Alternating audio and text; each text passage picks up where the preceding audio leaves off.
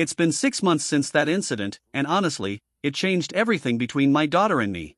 It brought us closer than we've been in years, probably since she hit 16 and started treating every conversation like a battleground. For a long time, it felt like we couldn't see eye to eye on anything, not even the smallest, most trivial stuff. It was almost like she enjoyed going against whatever I said, like defying me gave her a weird sense of satisfaction. Even though I was the one setting the rules, I always tried to be fair, tried to hear her out and meet her halfway.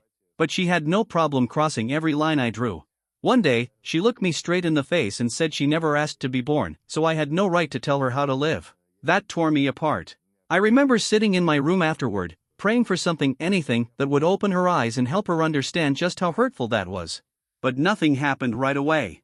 After she graduated high school, the fights got even worse. One time, she stormed out and disappeared for 2 whole weeks. She ignored every call I made. None of her friends claimed to know where she was, and if they did, they sure weren't telling me. I was terrified. With no other option, I filed a missing persons report with the police. When she found out, she called me in a fury, threatening to cut me off for good unless I canceled the report.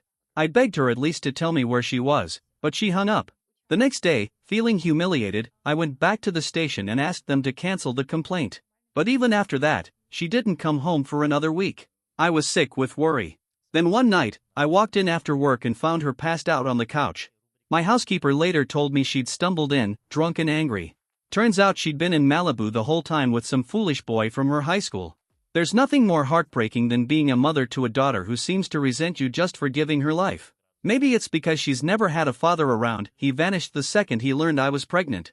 I've been raising her alone for 20 years, doing my best to fill both roles, and somehow that's still not enough. She blames me for everything he never did.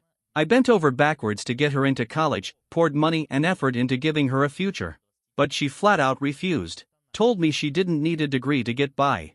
I didn't know what else to do but accept her decision and hope that one day she'd realize I only ever wanted the best for her. That day finally came, but not in the way I expected. One evening, she came home with a guy she called Jimmy. He was tall, muscular, blonde, and looked like he spent more time in the gym than in a classroom. His arms barely fit in his shirt, and something about him just felt off. He had this cold, greedy energy, like he thought he owned the place just by standing in it. I tried to stay composed, hoping Laura would explain who he was. But all she said was that he was her fiancé and she didn't want any drama from me. I could feel the anger building in my chest. I poured myself a glass of water, hoping to cool down before I said something I'd regret. My stomach turned at the thought of this man living under my roof, but I forced myself to say okay and asked why he was here. She shot back, asking if she wasn't allowed to bring people she wanted into the house. Her tone was sharp, like she was daring me to push back. Then she told me he'd be staying with us on the estate and that I should give him a job at my company. If she hadn't been my daughter and if we weren't in the US, I might have slapped her right then and there. Just like those dramatic movie scenes where the camera zooms in on the red mark left behind. That's how stunned I was. But instead, I stayed quiet and started eating my dinner, trying to ignore the nauseating rage boiling inside me. I slowly chewed my rice, drank my wine, and watched that uncultured man shovel food into his mouth like he'd never seen a fork before. I asked him if he had a college degree, and before he could answer, Laura jumped in to say it didn't matter, he was going to be her husband, and that meant I was supposed to give him a job.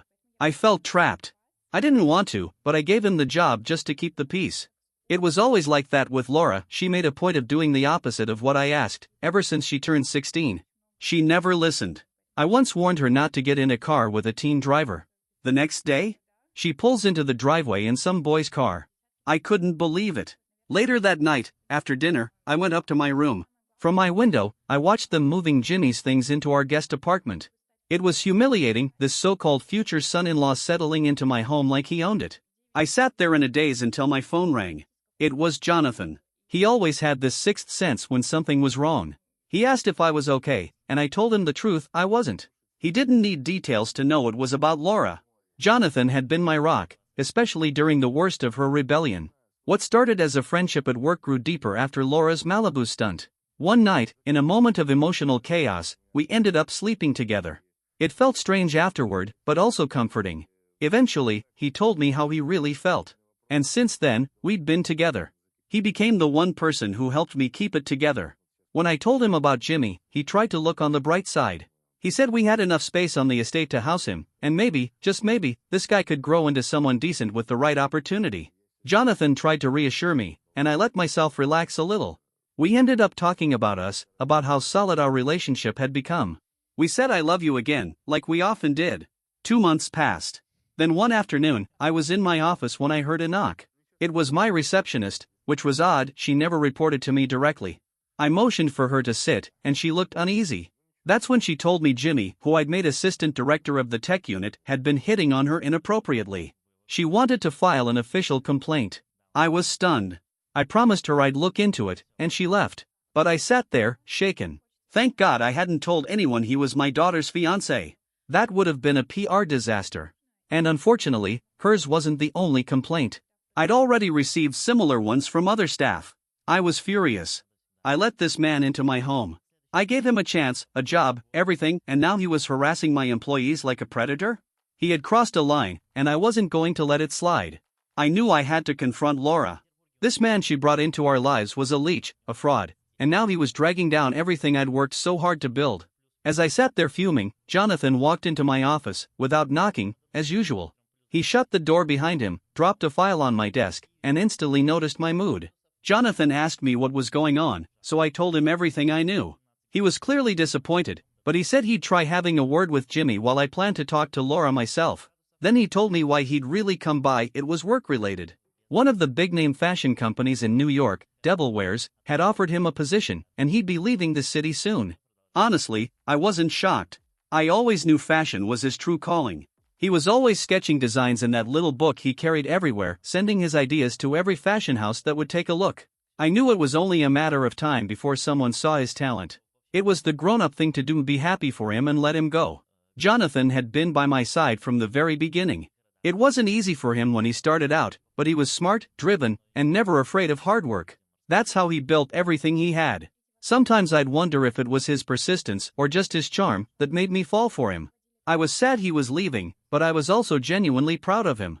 He was about to live his dream. Still, I couldn't help but worry about what would happen to us. And as if he read my mind, he promised he'd come back eventually, but even he didn't sound sure. I knew better than to hold on to vague promises. So I made peace with it. I told myself I'd rather see him chase his dream than clip his wings for the sake of a relationship that might not last.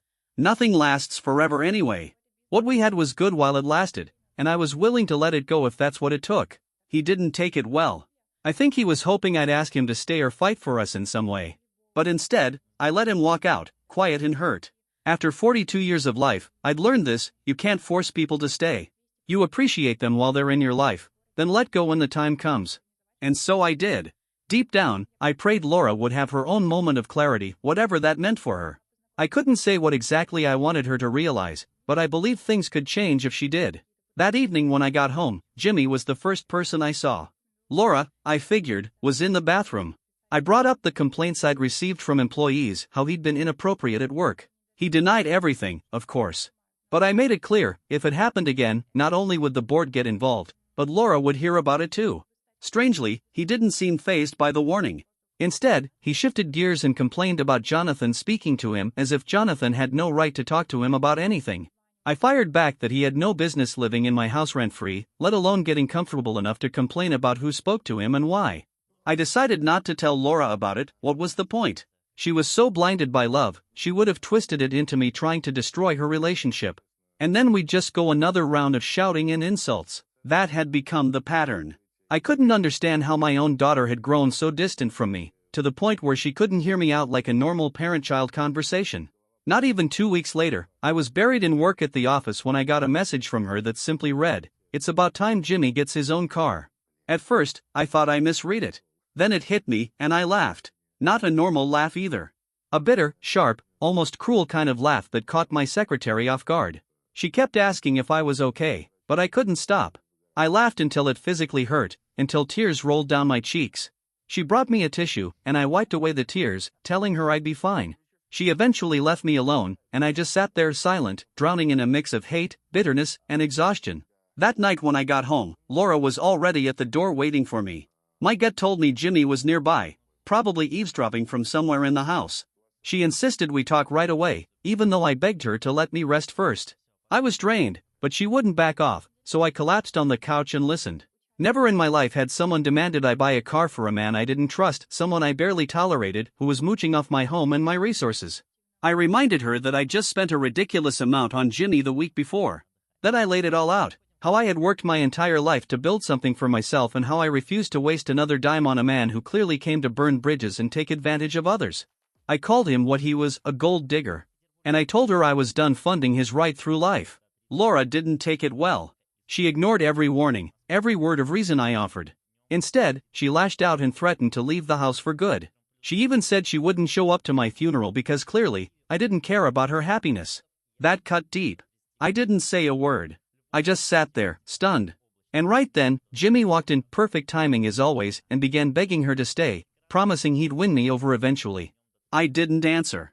I just picked myself up and dragged my heavy heart and aching body to bed. Luckily, I still had leftovers from the dinner Jonathan and I shared a few nights ago, so I wasn't hungry. I fell asleep quickly. Around 2 a.m., the sound of tires screeching jolted me awake. I peeked through the window and saw Laura and Jimmy pulling into the driveway, probably returning from some party. I let out a long sigh and went back to bed. About a week later, I was reviewing some reports at work when Jimmy barged into my office unannounced. I was immediately annoyed and told him to leave, but instead, he strolled in, grinning like he owned the place. He sat down, way too comfortable, and started talking in this polite, almost too calm tone. But then his voice shifted, louder, smug, arrogant. He started boasting about how good he was at exposing secrets. I had no idea what he was going on about. He threw out some vague story about a married man hooking up with a woman who was already romantically involved with someone else, some nonsense about secrets and consequences. Then it hit me. I thought back to 3 days earlier, when Ethan, the company's production director, got a little too drunk at the anniversary celebration and wandered into my hotel room. We had talked, I had a few drinks, and before I knew it, we crossed a line. It was a one-time thing, awkward, unexpected, and deeply regrettable. The next morning, I told him it was a mistake and asked that we both forget it ever happened. He agreed. He was married, had kids, and I knew him as a faithful family man. I wasn't proud of myself, but I couldn't sit in shame forever. Even my therapist said it was a meaningless fling. Unplanned. Human. Since then, things had been a little weird between Ethan and me. At the next board meeting, I caught him staring at me a little too long, and it made me uneasy. Maybe Jimmy somehow found out. Was that what this cryptic threat was about? I tried to compose myself and asked him what exactly he was talking about. He let out this loud, theatrical laugh like some fire got out of a myth, basking in the heat of his own drama. Then he started ranting about how he saw Ethan sneaking into my room and how he heard everything that went on that night. I stared at him, stunned, and asked how he even stayed long enough to hear all of that. What did he do after? He just smirked and told me it was none of my business. I fired back that whatever he thought he knew wasn't his business to begin with. But Jimmy, with that smug grin of his, said it absolutely was his business. He claimed to know all about our company's values, Ethan's marriage, and even my relationship with Jonathan. And he hinted that if he felt like running his mouth, he just might. I must have looked uneasy, maybe even a little panicked, because I shifted in my seat without realizing it. He made a clicking sound with his tongue, almost like he was enjoying watching me squirm, and then reassured me that he wasn't planning to tell anyone. He promised it would stay between us. But I didn't buy it. I asked him straight up, what was he getting out of this? He just smiled and said, nothing. Just came to chat with my soon-to-be mother-in-law. Then he got up and left my office like he hadn't just dangled a noose around my neck. As soon as the door closed, my heart skipped. The reality of it hit me hard. A stupid, one-night mistake might now cost me everything. I sat there, frozen, mind spinning, trying to figure out what to do. Nothing made sense. My skin felt hot, like I was burning from the inside out, even though the office was ice cold. I was dizzy, nauseous, and anxious all at once. The entire day was a mess. I couldn't focus. Couldn't eat. My stomach felt like it had turned to stone, and all I managed was glass after glass of water. That night at home, I nearly dropped my fork when I found out Jimmy had made dinner. I didn't say much at the table, I just kept watching him closely. He laughed too loud, talked too much, and acted like everything in the world was going his way. At one point, Laura even asked if he'd won the lottery. He just shrugged and said he was having a good day and decided to stay happy. But I knew it was all fake. He was riding high because he thought he had me trapped. He believed he'd won. The next morning, I watched from my bedroom window and saw Laura driving off. I exhaled, hoping she'd taken Jimmy with her. I wasn't in the mood to bump into him. After getting dressed for work, I came downstairs and felt slightly relieved when I only saw the housekeeper. But halfway through sipping my tea, he showed up. There he was, grinning like the devil himself, wishing me a good morning in that sarcastic tone that made my skin crawl. He said how lucky he was that his future mother-in-law was the first person he got to see on such a beautiful morning. I choked on my tea. He handed me a napkin, and I didn't even thank him. I just sat there, haunted by yesterday's threat. Then he casually mentioned needing money to cover some bills. That's when it all clicked. The blackmail, it was always about money. I gathered what strength I had left, calmed my breath, and told him no. Flat out. I said I work hard for my money, and if he wanted cash, he could get off his behind and do the same. He wasn't happy, but he didn't lose his cool. He just clicked his tongue, shook his head, and said I was leaving him no choice. That there would be consequences I wouldn't like. Then he said, "All right," and reached for his phone. I tilted my head slightly, watching him fiddle with the screen. Seconds later, I felt my own phone buzz. I picked it up and froze. What I saw made my stomach turn. My hand was shaking as I clutched the phone, and I didn't say a single word. I just grabbed my purse and rushed out the door to the office. All day, I sat at my desk, trying to figure out how to fix this. Jimmy had me backed into a corner, and I knew it. That man was heartless. Eventually, I caved and sent him the money he asked for. It was a huge amount, way more than I wanted to admit, but I wired it over, thinking maybe that would end it. Of course, it didn't. That's the thing about blackmailers, they never stop. The next day, he came asking for even more. And it didn't stop there. He kept demanding, kept pushing, and I felt like I was losing my grip. Laura, meanwhile, wouldn't listen to a word I said. Nothing I told her ever got through. Eventually, I snapped. I was tired of being squeezed dry, emotionally and financially.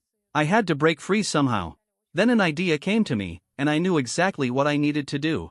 I called Ethan into my office and told him everything. He looked more shaken than I expected.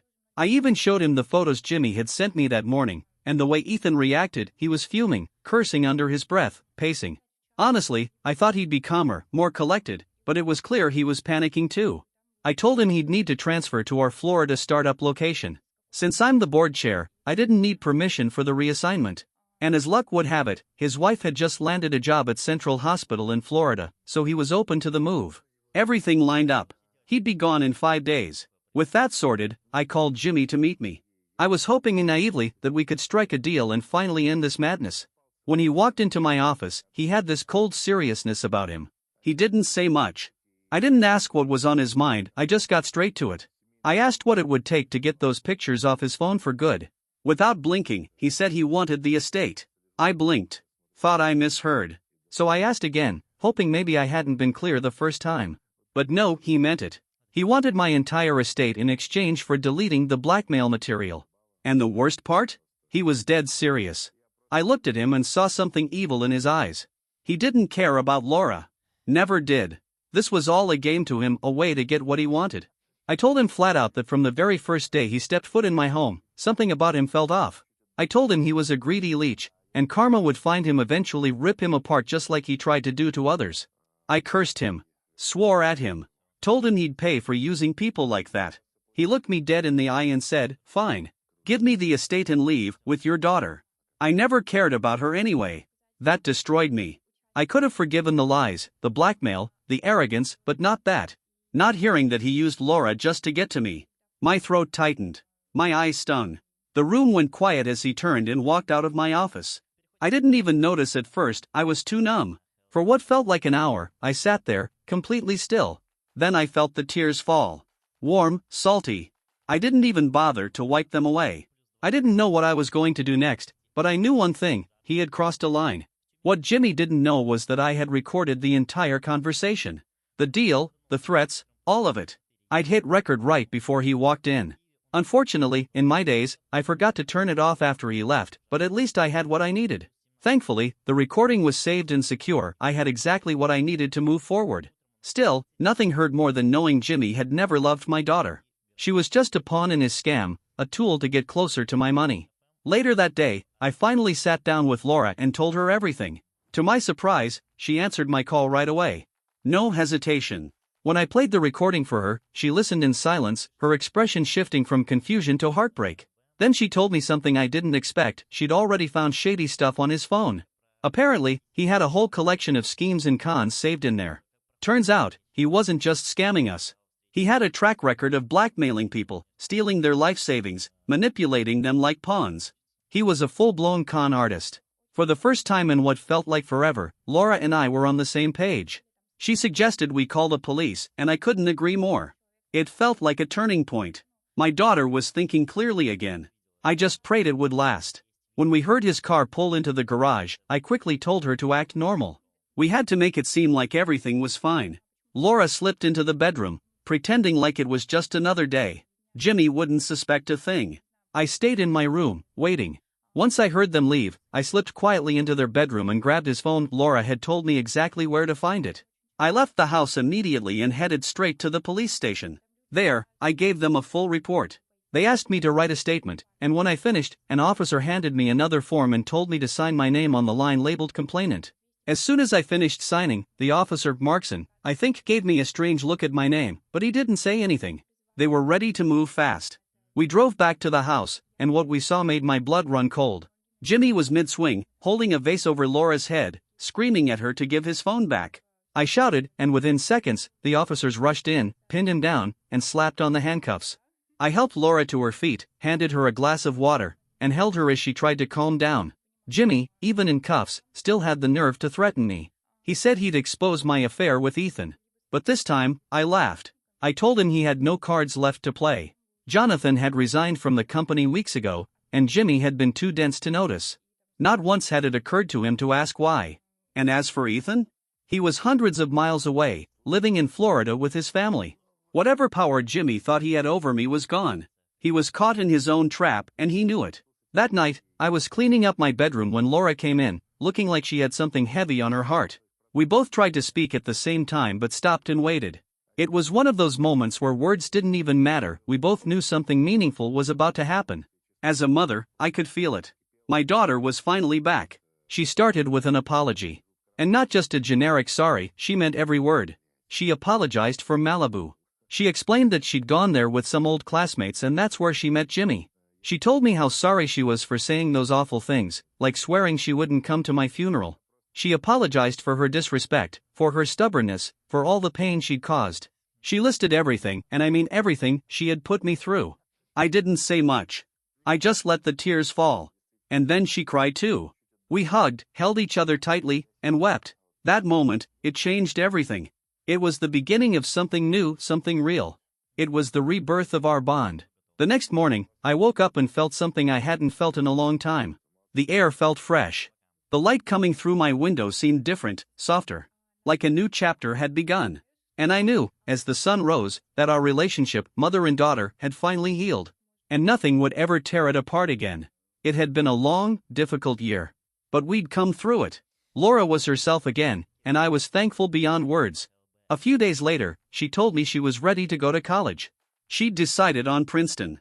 Business management. I nearly cried again from joy. Hearing her talk about her goals, her future, it was everything I'd been hoping for. She told me Jimmy was the one who'd convinced her she didn't need college. But now that she saw him for what he really was, she saw how wrong she'd been. These past few days have honestly been the happiest I've felt in years. If gratefulness were a person, I'd be the perfect portrait.